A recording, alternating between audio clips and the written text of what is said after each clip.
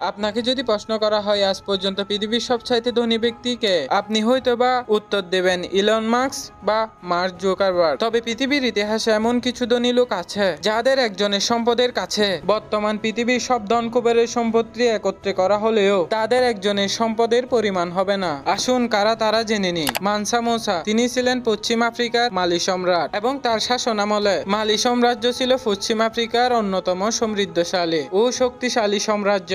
মানসা মুসা 1280 সালে জন্মগ্রহণ করেন এবং তিনি ধর্মগতভাবে মুসলিম ছিলেন। তার শাসনামল ছিল 1312 থেকে 1337 সাল পর্যন্ত। তার শাসনামলে মালি সাম্রাজ্য ছিল একটি বিশাল সাম্রাজ্য যা পশ্চিম আফ্রিকার বড় একটি অংশ জুড়ে বিস্তৃত ছিল। তার শাসনকালে মালি ছিল স্বর্ণ, লবণ এবং অন্যান্য মূল্যবান সম্পদের জন্য বিশ্বব্যাপী পরিচিত। মানসা মুসার সম্পত্তির মূল উৎপত্তি ছিল মালি সাম্রাজ্যের বিশাল খনি সম্পদ। মুসা এতটাই ধনী ছিলেন যে 1324 সালে তিনি যখন হজ যাত্রায় গমন করেন, তিনি এত স্বর্ণ বিতরণ করেছিলেন যে মিশরের বাজারে স্বর্ণের দাম 10 বছর ধরে স্থায়ীভাবে কমে গেছিল। তার সম্পদের সঠিক অনুমান করা কঠিন, তবে বর্তমান মূল্যমান অনুযায়ী তার সম্পত্তির পরিমাণ কয়েকশো বিলিয়ন ডলারেরও বেশি হবে, যা পৃথিবীর সকল ধনকুবেরদের সম্পত্তি যদি একত্রেও করা হয় তার সমান হবে না।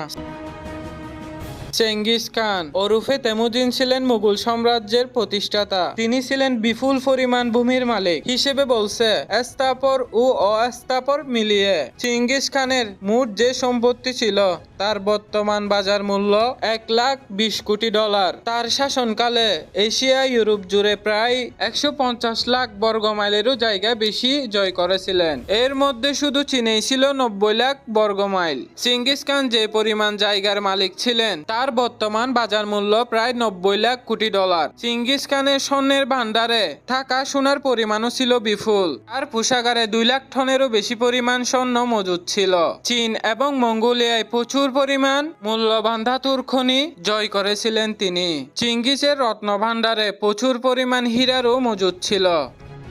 সম্রাট সেংজং বর্তমান হিসাব অনুযায়ী তিনি 30 ট্রিলিয়ন ডলারের মালিক ছিলেন। সং এর সম্পত্তির পরিমাণ এতটাই বেশি ছিল যে সে কালের পুরো পৃথিবীর জিডিপির প্রায় 25% তার সমান ছিল।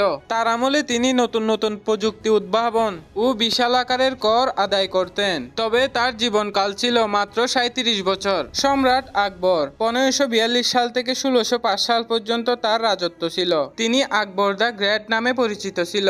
তার পুরো নাম ছিল জালালউদ্দিন মোহাম্মদ আকবর। মুঘল সাম্রাজ্যের তৃতীয়তম সম্রাট ছিলেন তিনি। ভারত উপমহাদেশের মুঘল সাম্রাজ্যের শ্রেষ্ঠ রাজা ছিলেন তিনি।